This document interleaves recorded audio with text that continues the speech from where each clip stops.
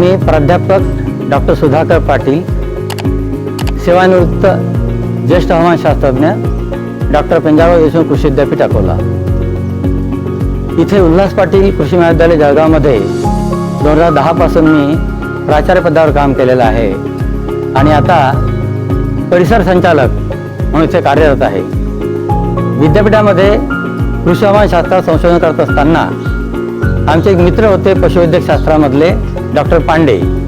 त्यांच्या सूचनेप्रमाणे वाढत्या तापमानाचा उन्हाळ्यामध्ये पशुधनावरती काय परिणाम होतो, त्यांच्या उत्पादनावर दुधाचा काही परिणाम होतो का, अशा प्रकारचा अभ्यास करावा असं त्यांनी सुचवलं होतं आणि त्यानुसार आम्ही सिस्टमॅटिक अभ्यास त्याचा केला आणि त्याचे त्यावेळेचे 25 वर्षापूर्वी निष्कर्ष असे आहेत की जवळपास असे फॉगर इथे लावल्यामुळे 5 ते 7 डिग्री अंश तापमान गोठ्याचं कमी होते आणि गुरांचं शरीराचं तापमान कमी झाल्यामुळे त्यांच्या दुग्ध उत्पादनामध्ये निश्चितपणे फरक होतो।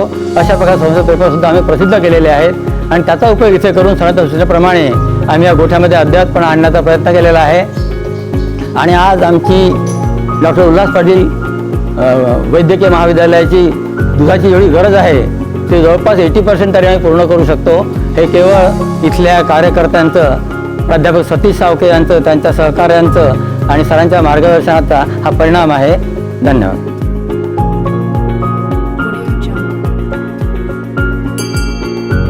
नमस्कार, मी सतीश सावके, डॉक्टर उल्हास पाटील कृषी महाविद्यालय जळगाव। हा आम्ही जो गोठा डेव्हलप केलेला आहे, इथे आमच्या इथे जवळपास 100 जनावर आहेत, त्याच्यामध्ये 30 म्हशी दूध देणाऱ्या आहेत। तर हे तुम्हाला इथे दिसेल आम्ही फॉगर्स लावलेले आहेत। तर डॉक्टर उल्हास पाटील यांच्या सूचनेनुसार हे आम्ही फॉगर्स लावलेले आहेत, कारण यावर्षी उन्हाळा खूप तापणार आहे अशी आम्हाला पूर्व सूचना मिळाली होती। या फॉगर्स लावल्यामुळे कमीत कमी 5 ते 7 डिग्री टेम्परेचर हे कमी होतं आणि त्याचा परिणाम दूध उत्पादनावर होतो, म्हणजे दूध चांगलं निघतं।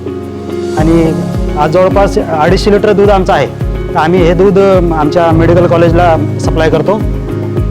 तर खूपच चांगला परिणाम दिसून आलेला आहे। 250 लिटर दूध आहे, 250 लिटर आम्ही दूध मेडिकल कॉलेजला सप्लाय करतो, तर आमची जवळपास रिक्वायरमेंट याच्यामुळे पूर्ण होते।